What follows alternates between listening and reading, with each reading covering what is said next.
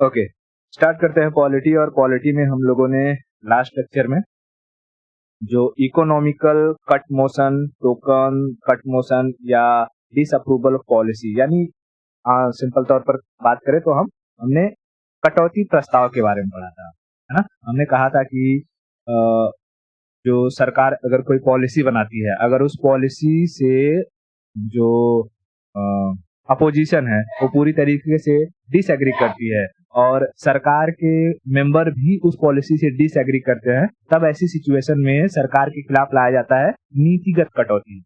और नीतिगत कटौती आने का मतलब सरकार का गिर जाना, ठीक है। उसके बाद हमने अर्थगत जो कटौती यानी इकोनॉमिकल क्लोजर मोशन या कट मोशन जो कहना चाहो कह सकते हैं, उसके बारे में पढ़ा था। और उसके बाद हम लोगों ने सांकेतिक कटौती के बारे में समझा था कि अपोजिशन सरकार से जो भी अमाउंट सरकार कोट की रहती है उसमें से 100 रुपए काट करके बाकी पैसे को पास कर देती है, उसे हम सांकेतिक कटौती कहते हैं। और उसके बाद हम लोगों ने गिलोटीन के बारे में समझा था कि गिलोटीन में सरकार बजट पेश करती है लेकिन एस्टिमेट नहीं देती है, डायरेक्ट वोटिंग पर चर्चा करवाती है, ठीक है। तो यहाँ तक हम लोगों ने पार्लियामेंट्री प्रोसीडिंग्स में कट मोशन को समझा था। अब चलते हैं, समझते हैं कि पार्लियामेंट के अंदर किस तरीके से प्रोसीजर चलता है। जैसे अगर हम बात करें कि हम स्कूल में पढ़ते होंगे, है ना। मैं एग्जांपल देता हूँ। पहले हम स्कूल जाते होंगे और स्कूल में अपना एक शेड्यूल होता है। जैसे मॉर्निंग हम गए तो प्रेयर होगा, प्रेयर के बाद फिर अलग अलग सब्जेक्ट के लेक्चर चलेंगे, फिर लंच होगा और लंच के बाद फिर लेक्चर चलेगा और उसके बाद छुट्टी हो जाएगी। तो अगर हम देखें तो स्कूल कितने भाग में डिवाइडेड है। पहला मॉर्निंग सेशन, उसके बाद आफ्टरनून, लंच टाइम, मैं यहां लिख दूं लंच टाइम, उसके बाद इवनिंग सेशन। लंच टाइम को हम लोग आफ्टरनून सेशन भी कह सकते हैं, आफ्टरनून सेशन। यानी कि स्कूल मोटे मोटे तौर पर हम देखें तो 3 कालखंड में डिवाइडेड रहती है। इसी तरीके से हमारा जो पार्लियामेंट है इसे भी चलाया जाता है। जैसे पार्लियामेंट के 2 सदन कौन कौन से हैं, एक तो लोकसभा, एक राज्यसभा। और लोकसभा में भी आते हैं एमपीज और राज्यसभा में भी आते हैं एमपीज। ये लोग आकर के वहां पर अपने काम धाम को देखते हैं, क्योंकि देश चलाने की जिम्मेदारी यहीं पर तो दी गई है। इतना भी नियम कानून जो बनाना है वो सारा का सारा कहाँ बनेगा, पार्लियामेंट में। तो अब समझते हैं कि ये पार्लियामेंट का शेड्यूल क्या होता है, ठीक है। पार्लियामेंट का शेड्यूल तो देखो, मैं यहां लिख दूं पार्लियामेंट। अब यहां हम शेड्यूल ना लिख करके हम लिखते हैं प्रोसीजर कि पार्लियामेंट के अंदर क्या क्या प्रोसीजर चलता है। तो देखो, पार्लियामेंट को अमूमन 3 भाग में डिवाइड किया जाता है, लेकिन लंच टाइम को अगर इंक्लूड कर लिया जाता है तो 4 भाग हो जाते हैं। जैसे पहला जो मॉर्निंग एक सेशन होता है उसे हम कहते हैं question hour, QUESTION, question hour. उसके बाद होता है जीरो आवर, फिर होता है लंच और उसके बाद होता है डिस्कशन आवर।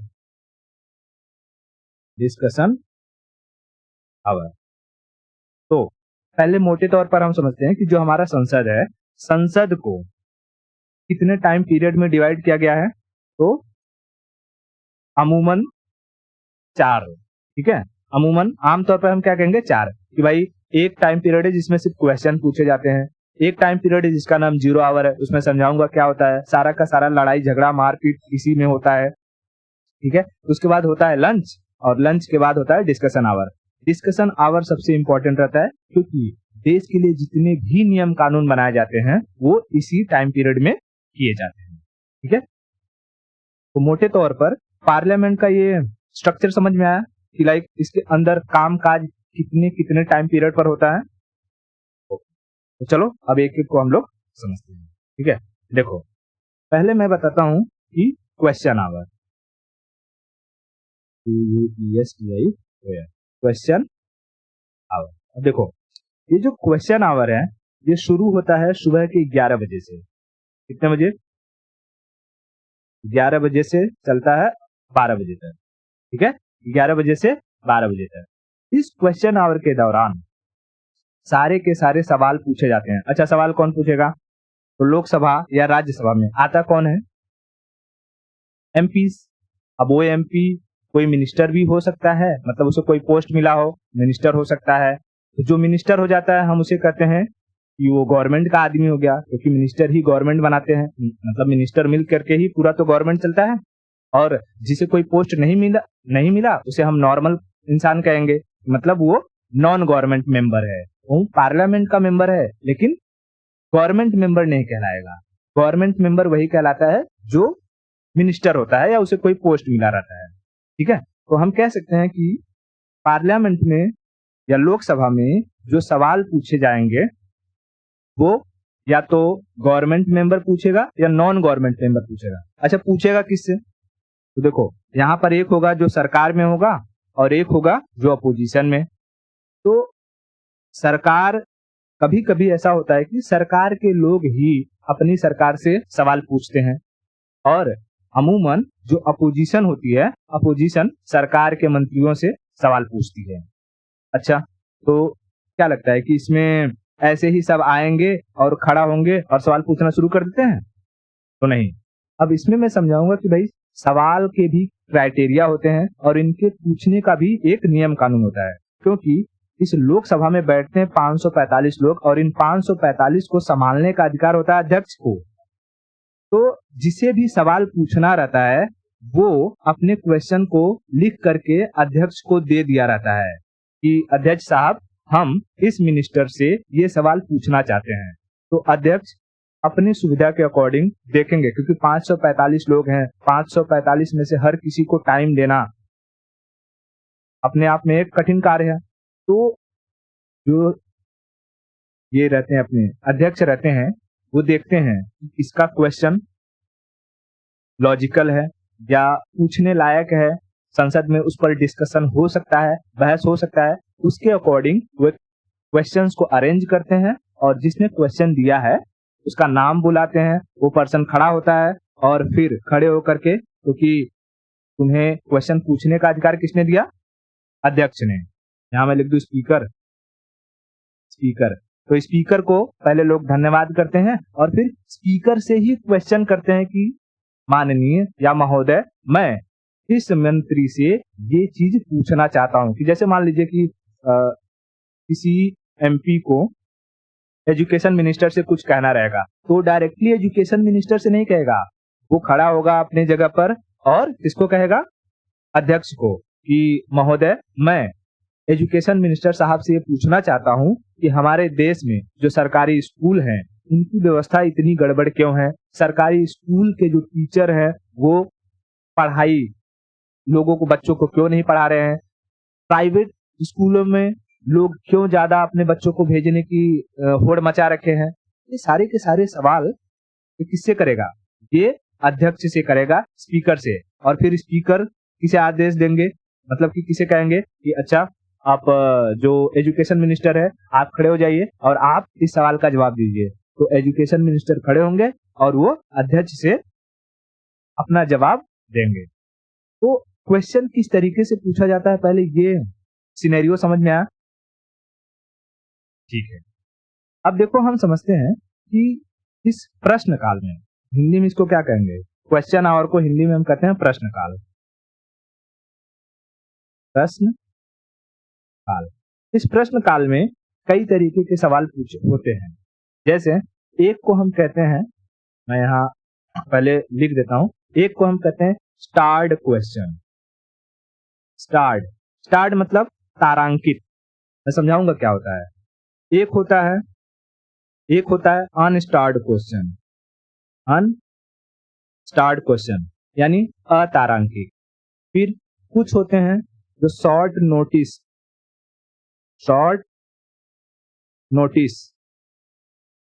नोटिस क्वेश्चन, और कुछ होते हैं जो नॉन गवर्नमेंट मेंबर, उसका बात मत करो, मेनली जो होते हैं स्टार्ड और अनस्टार्ड क्वेश्चंस होते हैं। स्टार्ड को हम क्या कहते हैं? तारांकित प्रश्न, और अनस्टार्ड को अतारांकित प्रश्न। ठीक है। क्वेश्चन आवर में मेनली दो तरीके के क्वेश्चन, कौन? स्टार्ड और अनस्टार्ड। स्टार्ड और अनस्टार्ड। ये शॉर्ट टाइम नोटिस क्वेश्चन क्या होता है इसके बारे में भी समझाऊंगा, या अल्प सूचना, हम हिंदी में क्या कहते हैं इसको, अल्प सूचना। अल्प सूचना पर जो क्वेश्चंस पूछा जाता है उसका कंसेप्ट थोड़ा सा अलग है, मैं उसको समझाऊंगा। पहले हम समझते हैं कि स्टार्ड क्वेश्चन और अनस्टार्ड क्वेश्चन क्या होते हैं। ठीक है, अब देखो स्टार्ड क्वेश्चन जो होते हैं, मैं इसको समझाता हूं पहले। स्टार्ड क्वेश्चंस इसे ओरली पूछा जाता है। ओरली यानी कोई मिनिस्टर खड़ा हुआ अपोजिशन का और स्पीकर साहब से कहा कि सर हमें ये बताइए कि जो निर्मला सीतारमण जी हैं उन्होंने यूपी के लिए कितना बजट पेश किया है, मतलब कि यूपी में जो एजुकेशन है उसके लिए कितना बजट का अलॉटमेंट किया हुआ है, किसी ने पूछा ऐसे। तो निर्मला सीतारमण जो है फिर खड़े होंगे और उनको कह देंगी कि हाँ ठीक है, मैंने इसके लिए जो है 5 लाख करोड़ रुपए का अलॉटमेंट किया हुआ है। मतलब कि यहाँ पर ओरली क्वेश्चंस को पूछा जाता है, लेकिन जो क्वेश्चंस तुम्हें ओरली पूछना है, ठीक है, जो क्वेश्चन तुम्हें ओरली पूछना है वो एक क्वेश्चन के पूछने के बाद तुम रुक तो जाओगे नहीं, तुम्हें लगेगा कि मुझे कुछ और सवाल पूछना चाहिए। तो ओरली में यानी स्टार्ड क्वेश्चंस के टाइम पीरियड में तुम कॉम्प्लीमेंट्री क्वेश्चन भी पूछ सकते हो। कॉम्प्लीमेंट्री क्वेश्चन, अच्छा कॉम्प्लीमेंट्री क्या होता है, इसको कुछ नॉर्मल लाइफ के एग्जांपल से समझते हैं कि जैसे मान लो ये है मिस्टर रॉबिन और यहां है राधा। ठीक है, अब रॉबिन और राधा किसी बस में जा रहे थे, तो रॉबिन ने राधा से पूछा कि आपका नाम क्या है, इन्होंने कहा कि राधा। फिर रॉबिन ने पूछा कि अच्छा कहाँ से, तो राधा ने कहा मुंबई से। अब देखो नाम पूछना पहला सवाल था, लेकिन इस नाम के बाद प्लेस पूछना ये दूसरा सवाल था। इसी को हम क्या कहते हैं, कॉम्प्लीमेंट्री। एक क्वेश्चन पूछा, तुमने सेटिस्फेक्शन नहीं मिला, तुमने एक और क्वेश्चन पूछ लिया। तो स्टार्ड क्वेश्चन की सिचुएशन में तुम क्या कर सकते हो, कॉम्प्लीमेंट्री क्वेश्चन पूछ सकते हो। कॉम्प्लीमेंट्री क्वेश्चन का मतलब समझ में आया? हाँ, लेकिन अगर कॉन्स्टिट्यूशन में ये कह दिया जाए कि तुम कितना भी कॉम्प्लीमेंट्री क्वेश्चन पूछ सकते हो, तब क्या लगता है कि कोई मिनिस्टर अगर सवाल पूछना शुरू करेगा तो रुकेगा नहीं। तो इसके लिए कॉन्स्टिट्यूशन में एक लिमिट लगाई गई है कि भाई आप 5 क्वेश्चन से ज्यादा, एक दिन में 5 क्वेश्चन से ज्यादा नहीं पूछ सकते हो। अगर स्टार्ड क्वेश्चन है कोई, तो एक दिन में हम कितना पूछ सकते हैं, सिर्फ 5 क्वेश्चन, सिर्फ 5 क्वेश्चन। ठीक है, ओके। अच्छा, ये जो स्टार्ड क्वेश्चंस है ये किससे पूछे जाते हैं, तो जो गवर्नमेंट मेंबर होता है यानी जो मिनिस्टर्स होते हैं, मिनिस्टर्स से ही पूछे जाते हैं। मैं यहां लिख दूं मिनिस्टर्स को हम लोग क्या कहते हैं, गवर्नमेंट मेंबर। तो स्टार्ट क्वेश्चन समझ में आया। स्टार्ट क्वेश्चन को कैसे पूछा जा सकता है, ओरली पूछा जा सकता है। ठीक है, स्टार्ट क्वेश्चन को ओरली पूछा जा सकता है। इतना क्लियर है? ओके, ठीक है। अब समझते हैं अनस्टार्ड क्वेश्चन क्या होता है। अब देखो, अनस्टार्ड क्वेश्चन ऐसे सवाल होते हैं जिसके बारे में तुम्हें प्रॉपर जानकारी चाहिए रहती है, और इस जानकारी का तुम्हें रिटन आंसर चाहिए रहता है। ठीक है, यानी ये ऐसा नहीं है कि तुमने निर्मला सीतारमण से खड़े होकर के पूछा, मतलब कि किसी मंत्री ने कि अच्छा बताइए आपने देश के अलग अलग सेक्टर्स के लिए कितना पैसा अलॉटमेंट किया है, उसमें एमएसएमई का क्या रोल है, उसमें एजुकेशन, पूरे देश की एजुकेशन व्यवस्था के लिए क्या है, इंडस्ट्री के लिए क्या दिया हुआ है, कितना पैसा अलॉटमेंट है। तो निर्मला सीतारमण को हर एक जानकारी रहेगी नहीं। तो जब तुम्हें कोई अनस्टार्ड क्वेश्चन पूछना है तो तुम्हें अध्यक्ष को 10 दिन पहले ही वो क्वेश्चन लिख करके देना होगा कि हम निर्मला सीतारमण से ये क्वेश्चन पूछना चाहते हैं। तब अध्यक्ष वो क्वेश्चन निर्मला सीतारमन को 10 दिन पहले दे देंगे और निर्मला सीतारमन अपने जो सेक्रेटरी रहेंगे उनको कह देंगे कि भाई देखो ऐसा ऐसा सवाल आया हुआ है, इसका आंसर पीडीएफ बना करके रेडी रखना। तो जैसे ही संसद चालू होगा वहां पर तुम्हारे जो क्वेश्चन पूछे गए हैं वो क्वेश्चन का आंसर पीडीएफ फॉर्मेट में मिल जाएगा। अपना घर बैठ के पढ़ो या वहीं संसद में बैठ करके तुम्हें पढ़ना है तो पढ़ लो, ठीक है। अच्छा, अनस्टार्ट क्वेश्चन की सिचुएशन में जैसे कि पीडीएफ बन गया है, अब तुम्हें लगा कि मुझे और कुछ सवाल पूछना चाहिए, तो क्या तुम ऐसी सिचुएशन में पूछ सकते हो और उसी वक्त निर्मला सीतारमन कोई जवाब दे पाएंगी? नहीं। इसलिए कहा गया है कि अगर तुम कोई अनस्टार्ट क्वेश्चन पूछ रहे हो तो इसमें कॉम्प्लीमेंट्री क्वेश्चन नहीं पूछ सकते, ठीक है। कॉम्प्लीमेंट्री क्वेश्चन नहीं पूछ सकते, कॉम्प्लीमेंट्री क्वेश्चन नहीं पूछ सकते। किसमें? अनस्टार्ड यानी अतारांकित प्रश्न के अंडर, अतारांकित प्रश्न के अंडर। लेकिन स्टार्ड के अंडर पूछ सकते हो। स्टार्ड को क्योंकि ओरली जवाब देना रहता है, जो है छोटा इंफॉर्मेशन रहता है तो तुरंत इंसान बता देता है, वहां पर कॉम्प्लीमेंट्री क्वेश्चंस अलाउड है लेकिन 5 से अधिक नहीं। लेकिन अनस्टार्ड में कॉम्प्लीमेंट्री क्वेश्चंस को नहीं पूछ सकते, ठीक है। ओके, अच्छा ये शॉर्ट नोटिस क्या होता है? शॉर्ट नोटिस तो देखो जैसे कि मान लो तुम मिनिस्टर हो, ठीक है, और तुमको लगा कि जब संसद चालू हुआ तो तुम्हें कुछ क्वेश्चन करना था लेकिन तुम भूल गए और फिर भी तुम वो क्वेश्चन पूछना चाहते हो कि संसद जब नेक्स्ट टाइम मैं संसद में आऊं तो वो सवाल मैं पूछ सकूं। तो ऐसे सवालों के लिए पहले तुम्हें क्या करना होगा कि जो अध्यक्ष हैं यानी स्पीकर हैं उन्हें 10 दिन पहले ही नोटिस देना पड़ेगा कि सर मेरे कुछ और सवाल हैं, क्योंकि अध्यक्ष के पास पूरे सवालों की लिस्ट रहती है, सारे मेंबर क्वेश्चंस दे चुके रहते हैं और अध्यक्ष उसको अरेंज कर चुके रहते हैं। अगर तुम एडिशनल क्वेश्चन लोगे तो अध्यक्ष वो देखेंगे कि इसमें टाइम मिल पाएगा कि नहीं मिल पाएगा, ठीक है। क्योंकि तुम्हें जब क्वेश्चन देने का अधिकार दिया गया था, मतलब कि भाई अध्यक्ष के पास वो क्वेश्चन तुम भेज सकते हो, तो तुमने भेजा नहीं, तुम भूल गए, अब तुम एक्स्ट्रा भेजोगे तो अध्यक्ष उसे कहां से अरेंज करेंगे तुरंत ही। इसके लिए कहा गया कि 10 दिन पहले तुम्हें अध्यक्ष को बताना पड़ेगा कि तुम क्या क्वेश्चन पूछना चाहते हो। और ये कब? शॉर्ट नोटिस वाला सिस्टम तब आता है जब सेशन चल रहा होता है, ड्यूरिंग द सेशन, ठीक है, ड्यूरिंग द सेशन। जैसे कि सेशन कितने टाइप के हैं तो याद है ना? बजट सेशन होता है, मानसून सेशन होता है, विंटर सेशन होता है, 3 टाइम पीरियड का, बजट सत्र, मानसून सत्र और शीतकालीन सत्र। तो जब भी कोई सेशन चल रहा होता है उसी वक्त अगर तुम्हें सवाल पूछना रहता है तो उसे हम कहते हैं शॉर्ट नोटिस क्वेश्चन, अल्प सूचना प्रश्न,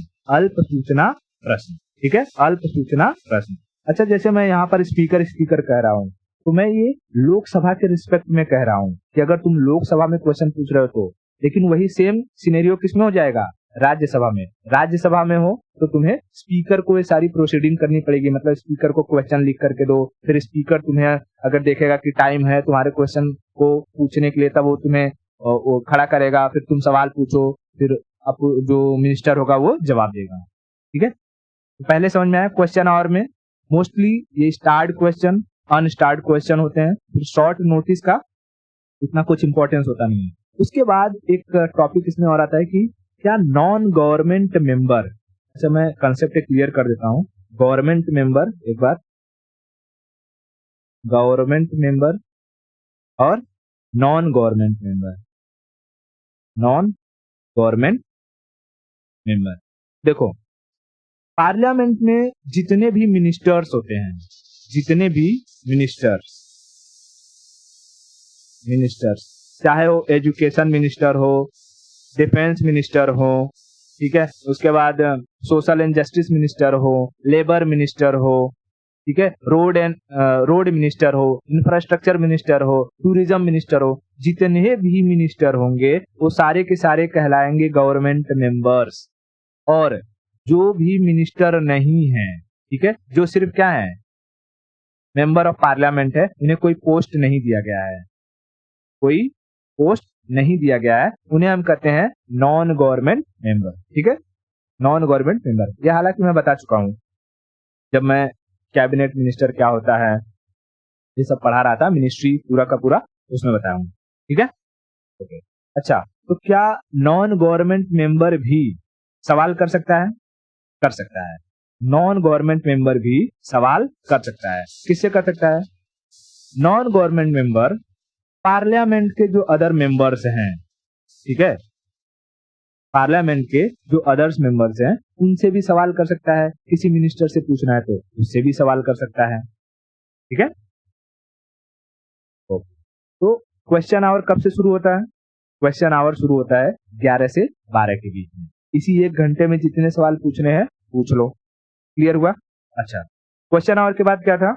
जीरो आवर। देखो, जीरो आवर ये टर्मिनोलॉजी हमारे कॉन्स्टिट्यूशन में नहीं दिया गया है, इसको मीडिया ने ये टर्म दिया था कब? 1962 में। क्या मैं यहां समझाता हूं। जीरो आवर, दूसरा है जीरो आवर, हिंदी में क्या कहेंगे? शून्य काल। शून्य काल। क्या ये टर्मिनोलॉजी हमारे कॉन्स्टिट्यूशन में है? नहीं, टर्मिनोलॉजी हमारे कॉन्स्टिट्यूशन में नहीं है। इसको किसने दिया है? तो इसको दिया है मीडिया ने। कब? 1962 में। 1962 में, ठीक है, 1962 में। इसका टाइम पीरियड क्या है? टाइम पीरियड उसका टाइम है 12 से 1। 12 से 1। अब ये वही टाइम पीरियड होता है जहां पर सारा हल्ला बोल होता है। अगर हम संसद टीवी देखते होंगे तो संसद टीवी में कभी कभी ऐसा दिखाई देता है या न्यूज सुनने में आता है कि स्पीकर ने 10 मेंबर ऑफ पार्लियामेंट्स को सस्पेंड कर दिया है। क्यों सस्पेंड करते हैं? स्पीकर को शौक लगा रहता है? नहीं। अब ये लोग अपोजिशन और कभी कभी गवर्नमेंट के मेंबर किसी किसी बात को लेकर के लड़ जाते हैं और ये लड़ाई कभी कभी भयानक हो जाती है। स्पीकर को जो गार्ड रहते हैं उनको बुलाना पड़ता है, उनको बुला करके मेंबर्स को बाहर फिकवाना पड़ता है। और ये सिर्फ हमारे ही देश में नहीं होता है, ये दुनिया के जितने भी पार्लियामेंट है, जहां पर भी संसद है, वो हर जगह होता है। फ्रांस, जर्मनी वगैरह में तो लोग फाइट मार देते हैं, किसी का मुंह चाप देंगे, है, कोई तो उठ करके कूद जाएगा किसी के ऊपर। बहुत बुरी तरीके से सब एमपी लड़ते हैं लोग आपस में किसी किसी चीज को लेकर के। ठीक है, किसी भी चीज को लेकर के वो लोग हो करने लगते हैं, कुत्ता फाड़ देंगे एक दूसरे का। ये सारा का सारा जो लड़ाई झगड़ा होता है, वो इसी जीरो आवर में होता है। इसलिए इसमें इस टाइम पीरियड के लिए कोई भी नियम कानून नहीं है। No law. ठीक है, नो लॉ। और हम कह सकते हैं rules and regulation. Rules and regulation कुछ भी नहीं है इस जीरो आवर के लिए। तो क्या जीरो आवर हमारे कॉन्स्टिट्यूशन में एग्जिस्ट करता है? नहीं, इसे मीडिया ने दिया था 1962 में, मीडिया टर्म दिया हुआ है। उसके बाद जब ये लोग लड़ाई बड़ाई कर लेते हैं तब थक जाएंगे और उनको लग जाएगी भूख। उसके बाद ये चले जाएंगे लंच पे। तो तीसरा क्या हो जाएगा? Lunch hour. लंच आवर पे चले जाएंगे और बढ़िया बाहर नाश्ता 25 रुपए में। IRCTC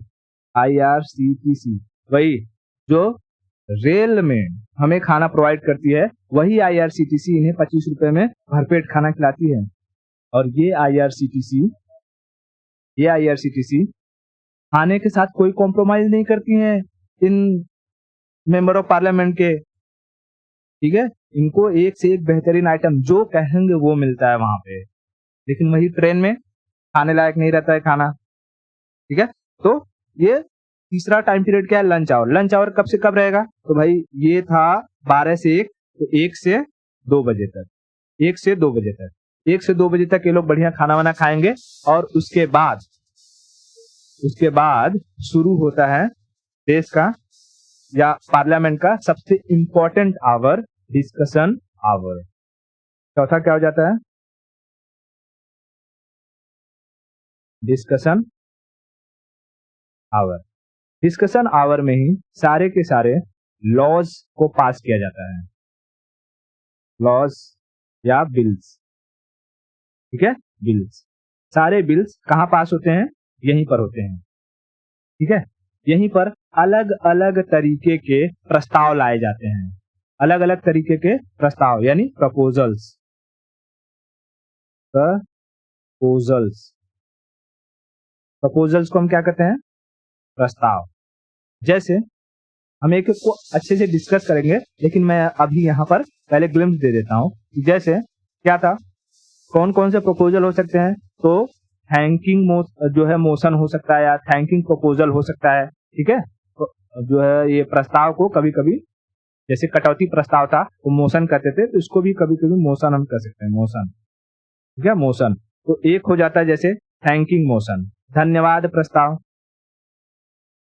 थैंकिंग मोशन यानी धन्यवाद प्रस्ताव। उसके बाद निंदा प्रस्ताव, मैं समझाऊंगा क्या होता है निंदा प्रस्ताव, क्या होता है। धन्यवाद प्रस्ताव वैसे बता चुका हूं एक बार, लेकिन निंदा प्रस्ताव तो सेंसर मोशन,